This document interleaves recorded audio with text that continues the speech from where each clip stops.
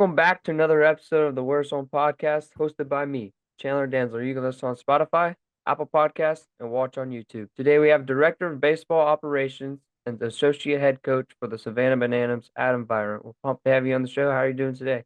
I'm doing great, Chandler. Thanks for having me on. I'm fired up for this. Yeah, man. Before we kind of start talking a little about your career, the Savannah Bananas, banana ball, and more, I'd like to ask this question here. Who is Adam Virant and how would you introduce yourself?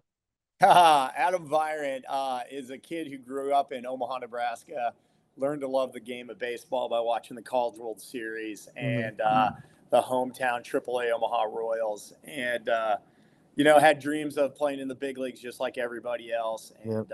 And, played college baseball and had some great years playing college baseball, and unfortunately had an injury like many of us do. And, Yep. that led me to law school. I wanted to become a sports agent. Didn't really like the practice of law, but stuck around for about 10 years and needed a new challenge. And so baseball was my first love. I love teaching. I love helping people. So that led Uh-huh. me into coaching and, led me to New York City. And I grew one of the largest baseball programs in the country called the Yep. Bulldog Ball Club there in New York. And that, through my connections, led me to the Bananas. And I've been a part of the Bananas since 2021 and been a part of every single banana ball game that has been played on all of our tours. So Jeez. um, super happy about my path. And so it's been really amazing. That's awesome. All right, can you kind of walk us through that baseball career of yours, all the way from high school up to George Mason University? Yeah, certainly. So played high school baseball at Papillion La Vista in Omaha, Nebraska. We had a really solid team all the years I was there. Every single one of our teammates went on to play Division One baseball, and some of them played Division One football as well. So um, I was kind of undersized coming out of high school, but I had a lot of skills. I could throw really, really hard. I was very Uh, fast, and so I was a draft prospect coming out of high school. That didn't happen, presumably about my size. They just kind of need me to develop a little bit. So yeah. I went to junior college at Fort Scott, Kansas, and that was a really, really great experience for me. It's kind of what I needed to grow a little bit, both Hmm. physically and mentally. And I learned a lot about myself. I wanted to quit the first week I was there because there were six other catchers that came in, and I called my dad and I was like, "Dad, there's six other catchers here. I don't think I'm going to play." And he says, Hmm. "Well, you have a choice. You can come home now. I can come pick you up, or you can stick it out and see how you do." And Hmm. I was lucky that I stuck it out because I became the starting catcher my freshman year and then Jeez. sophomore year, and became an honorable mention All American, and had a really good career at Fort Scott, and that led me Awesome. to George Mason. Uh-huh.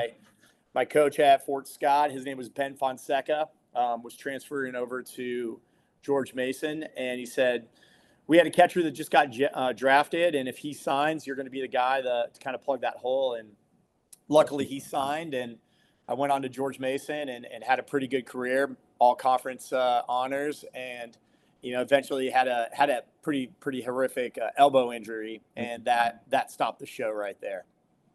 All right, just like you mentioned earlier, you were raised in New York and you started your employment journey managing restaurants and litigating civil rights cases. Kind of walk us through that part of your life and what brought you to baseball, coaching Man, baseball. yeah. So real life hits you really quickly when baseball's over with, Yep. especially when everything that all of your dreams, and you pour every moment into trying to make it to the big leagues and making that money and having that career. And when the injury happened, that was really tough, man, because you have this kind of fraternity of baseball brothers, and everything you do on a daily basis, baseball is kind of central to it. And Yep. so when a career-ending injury happens and that spigot is turned off, it was really tough transition into real life. And Hmm.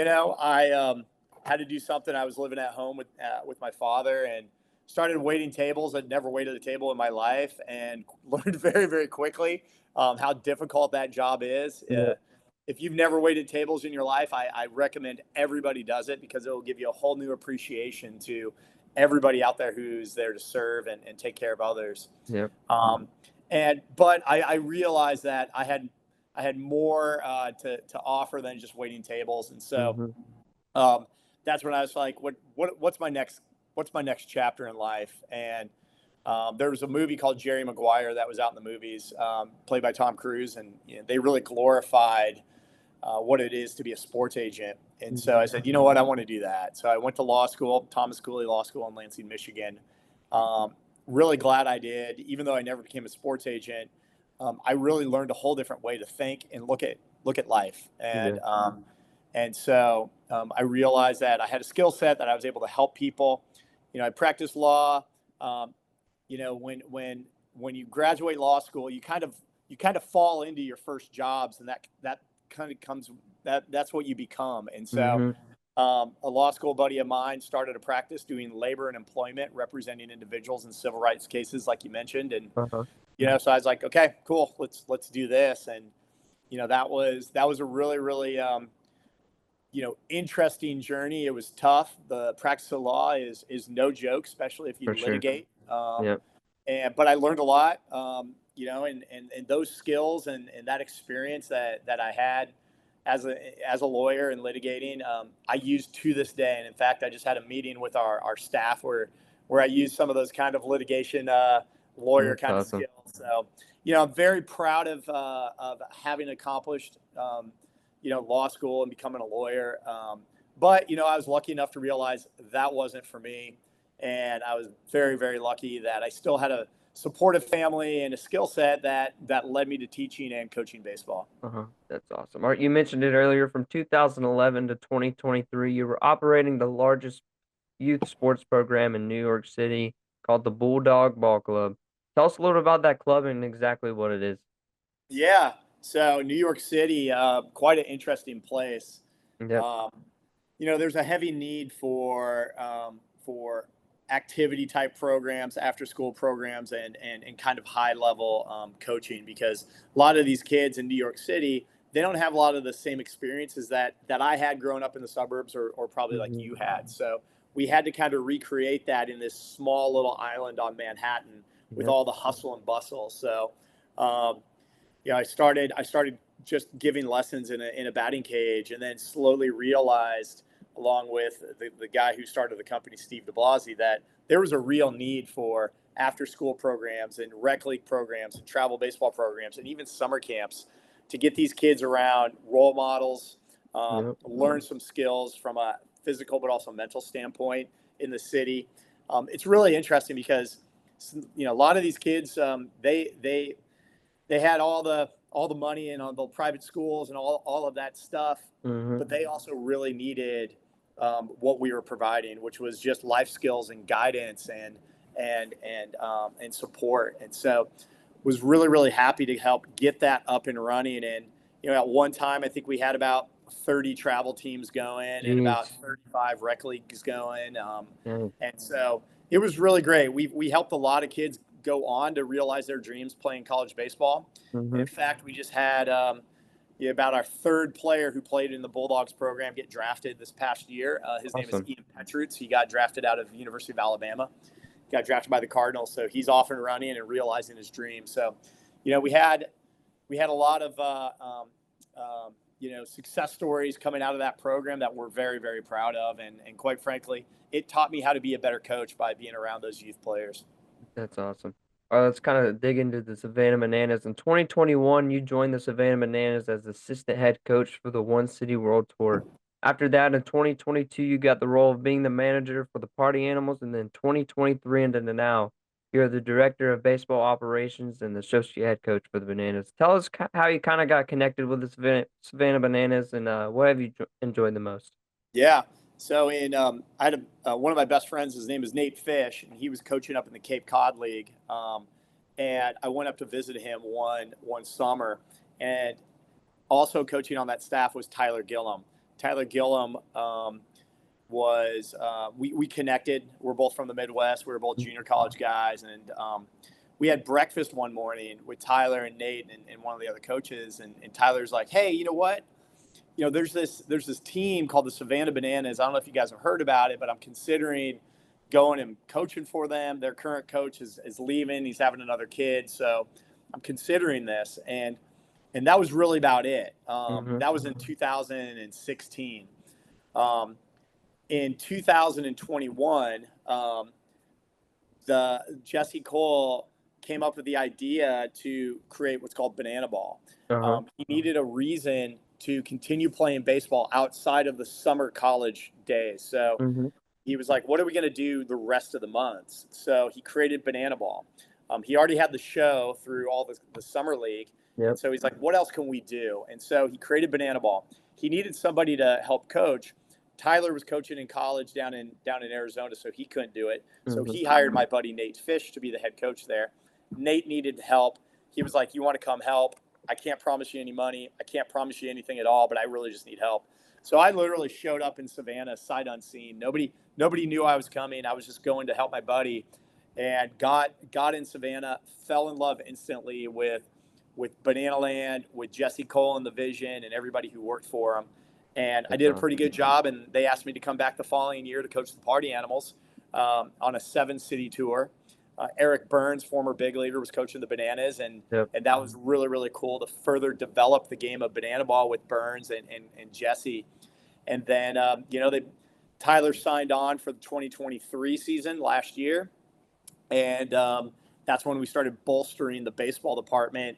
We starting to realize that we need a baseball ops department, we need a recruiting department, all these things. So Tyler and I really kind of headed up the development of the whole structure of Banana Ball, and that has led me to present day, where Tyler and I, as well as Barry Aldridge and a whole host of other staff members, have this really great system that we're still Mm-hmm. developing, but we're actively managing 4 teams and recruiting Jeez.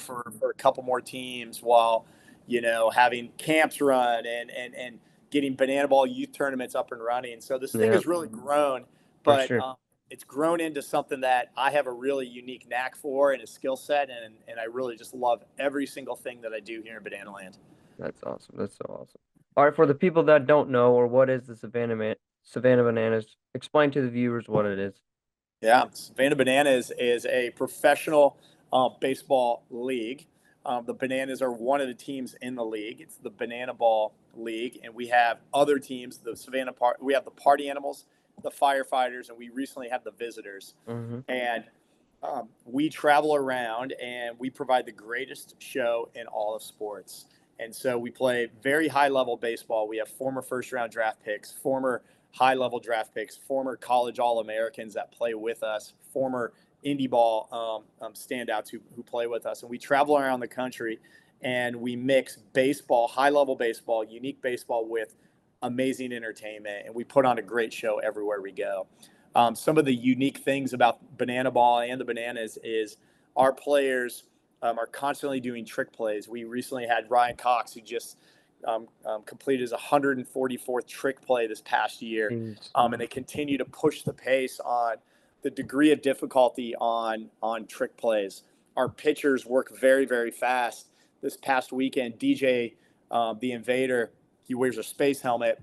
He just set the Banana Ball record for the fastest inning ever pitched, and it was 48 Jeez. seconds, I believe, 47 or 48 seconds. Unbelievable. That's crazy. And we just played the fastest Banana Ball game in history, 1 hour and 20 minutes. And so what is it? It's part rock show, it's part comedy show, it's part baseball, it's part A little bit of unique, everything. little bit of everything for everybody. Like the whole family can come out, and the daughter, the son, the mom and dad, they will all find something at a Banana Ball game that they really enjoyed. And it's really about creating the most exciting, entertaining event that has ever happened, and creating memorable moments for fans every single night. And that's Banana Ball in a nutshell. Mm-hmm. For sure. All right, tell us a little bit about the practices. What is practice like? Is it more baseball, dancing, making content? Just kind of walk us through a regular practice. Yeah. So our baseball practice looks very similar to any college or pro practice out there. We have our fundamentals. We take BP. We take ground balls. We do our bullpens. But something that's unique at Banana Ball practices are the trick plays. We really try to figure out what the next trick play is. What trick plays are in our tool belt that our players know that they can land at any time. Or if it's a ball to their left, they can do this trick play, or a ball to their right, they're going to do this trick play. But trick plays are our essential focus at practices. you don't see a lot of routine ground balls Mm, at practice. Um, our pitchers are constantly working on quick pitching, different trick pitches, things of that nature. But at the end of the day, if the baseball's not good, this thing doesn't work. And for so sure. we still have to hone our skills from a hitting and pitching and defensive and base running standpoint. But we also have to do something that people have never seen on a baseball field, and that's Yep. those trick plays and those unique pitches. So you've come out to a practice, it looks very similar to what you're used to, just Hmm. a little bit more fun, a lot more freedom out there to kind of like Laid back. explore. Yeah. Absolutely. Laid back, very focused, but a big fun environment. Music is always playing. Guys will probably have their shirts off. That doesn't happen a lot in college or pro. Hmm. But yeah, it looks similar, but unique to the skills that we're going to showcase at our games.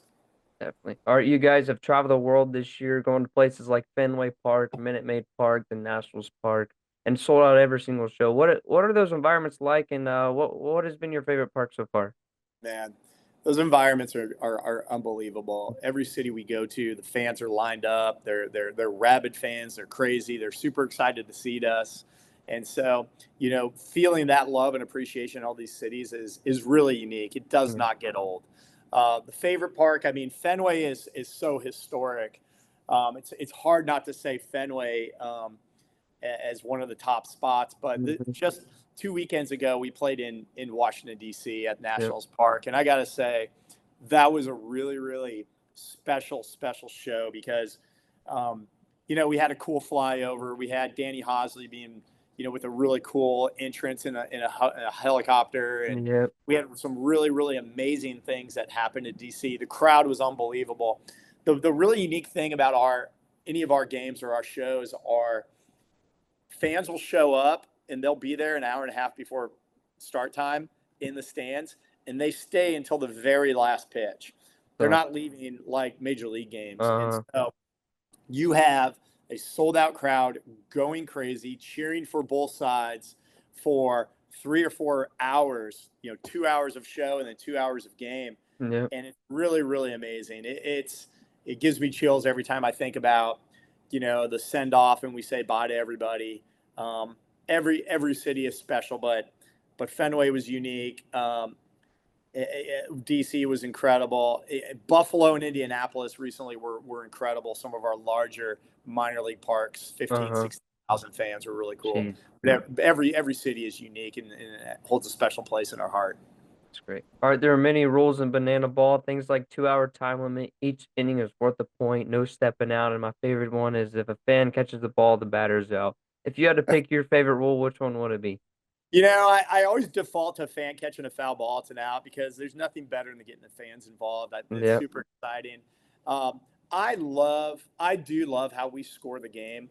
Um, every inning is worth a point, Mm-hmm. except for the last inning where um, every run counts as a point. The reason I like about it is it keeps the games close Mm-hmm. and also attainable. So like, and if the score is 20 to 3, that's not interesting. Players Yep. kind of check out. But if it's 4-2 and you're getting to the last inning, and every run can scores as a point. That's pretty exciting. I mean, Mm-hmm. we've had so many 1 point games. It's weird to say points, but we've had so many 1 point games that it's hard to not say that that's not the best rule in banana ball because the level of excitement at the end of the game is equal or higher than the excitement at the beginning of the game and the Yep. anticipation. So they're all great. I love players being able to steal first base on a pass Yeah. ball or a wild pitch.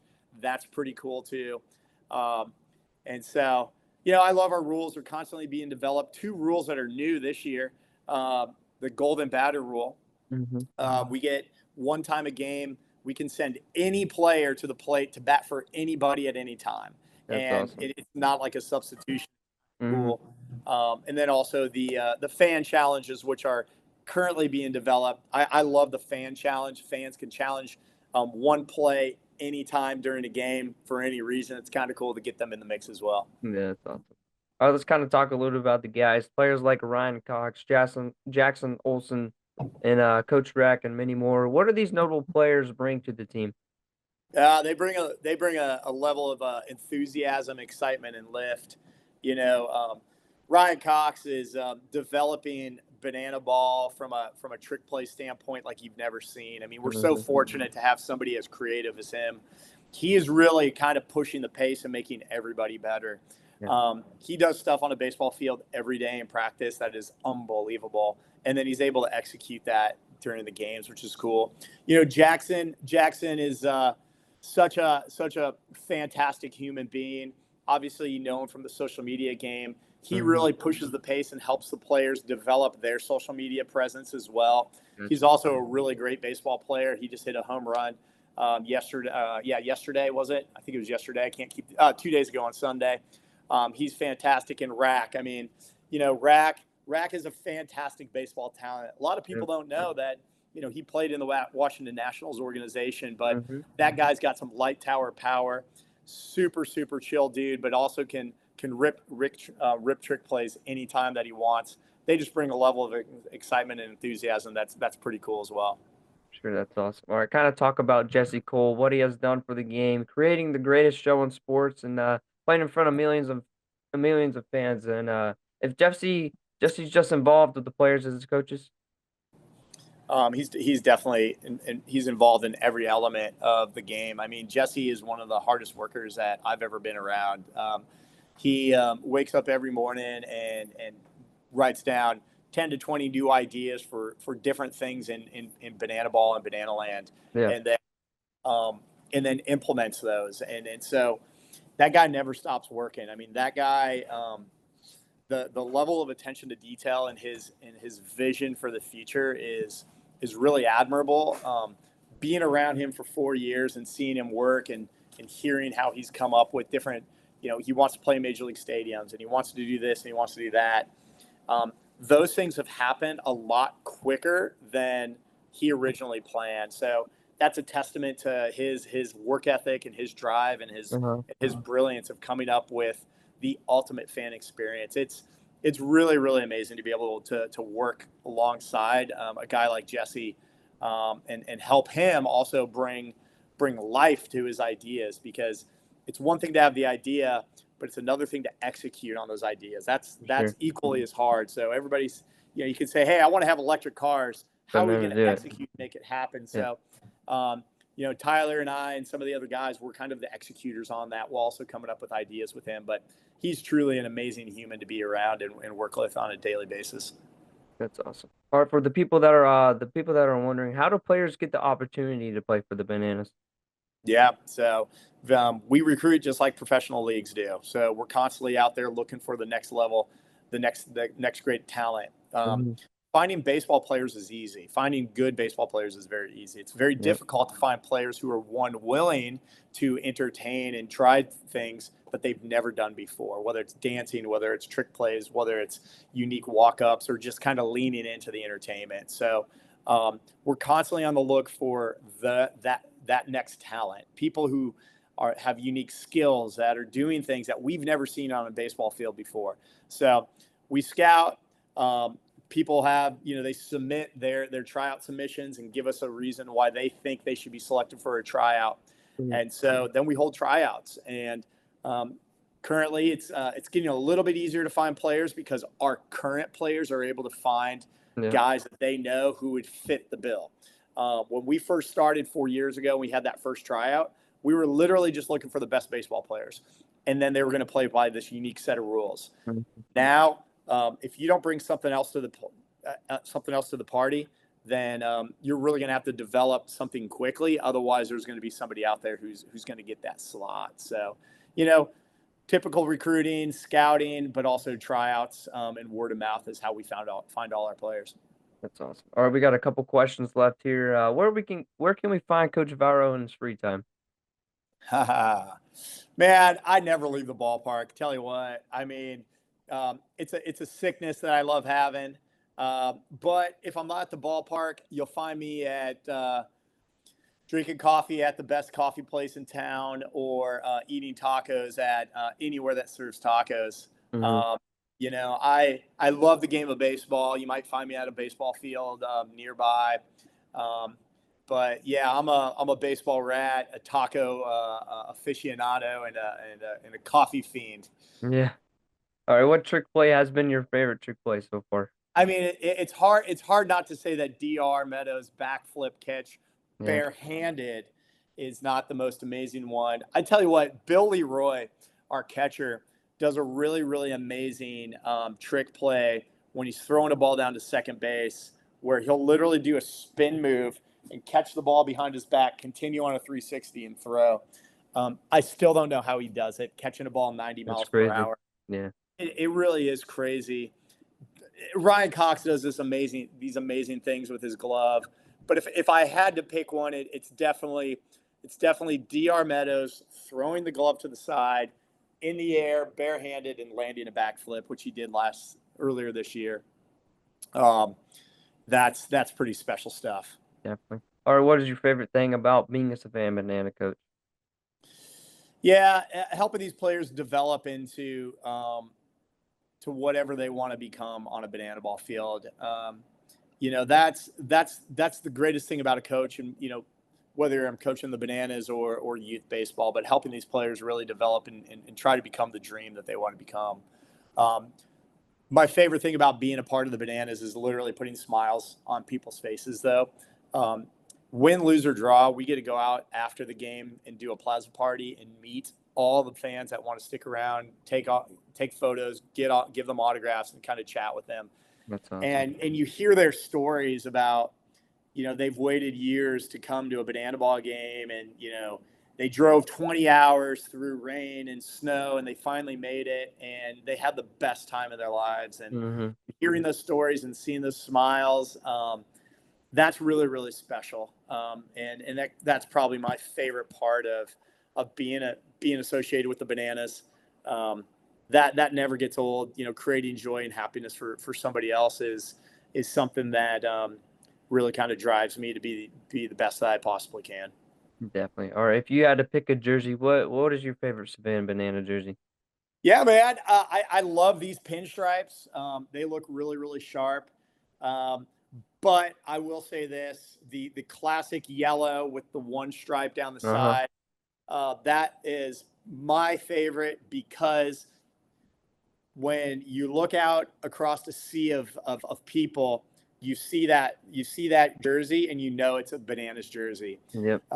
I told Jesse and Jared Orton, president of Fans First, this earlier this year, that there's two jerseys that are the most recognizable in the world, and if you see them, you know what they are. And one is the Yankees pinstripes. Yep. If you see a Yankee pinstripe jersey, you know what it is. And the Exactly. second one is the yellow Bananas jersey. Yep. Literally, if you see that anywhere in the world, that's what it is. People recognize it. If I'm ever wearing a Bananas anything, I'm getting shouted out. Mm-hmm. But that classic yellow is probably my favorite, just because it's so recognizable, and we look pretty good in it. For sure. All right. What advice do you give young athletes wanting to play at the next level? Yeah, my advice is, baseball is really, really hard, and you will have a lot of setbacks. You'll have a lot of mistakes and failures. You have to really learn how to um, embrace and handle failure better than you handle success. So if you strike out, you make a mistake, something doesn't go your way, handle it like it didn't happen, learn from it, and get better. For sure. Um, Additionally, um, learn to love practice more than you love the game. Learn to love practice more than you love the game, because if you love practice, you will treat that like the game. You will compete in practice, and that's really where you're going to get better. The game is a test of your knowledge, just like math. You practice, you study, and then you take the test. You do how you do, you learn from it, and then you grow. And so a lot of kids, they only want to play games, and that's fine. And practices can be gamified, and you can play games in practice, but learn to really love that practice, because um, that's where the growth really happens. And Mm-hmm. and don't be discouraged. the last piece is don't get discouraged. If you're not getting the playing time, there's probably a reason. Try to find out what that reason is. If you're not good enough, or there's somebody that's slightly better than you right now, use that as a challenge instead of an excuse. Use that as a challenge to learn from that person and try to beat them. Yep. Right? Don't use it. Understand that there's going to be some things that happen to you along the way where maybe a coach is playing favorites or something's going on. That happens in life where sometimes it's not fair. Try to find a way to overcome it. The reality is the people who put in the time, put in the effort, who are good teammates, who are good people, they're going to get their opportunities. And when you get your opportunity, you make the most of it because you never know when another opportunity is going to come down the road. So, baseball's hard, but try to enjoy and love every single element of it. For And, sure. if you ever have an opportunity to play banana ball, do it because it's going to change your life. Definitely. All right, Coach Viro. Thank you for coming on the podcast, and good luck with the rest of your career. Thanks, Chandler. I really appreciate it. Wish you the best of luck, and you're going to have some more bananas on here really soon. I can promise you there. Yes, sir. I appreciate it.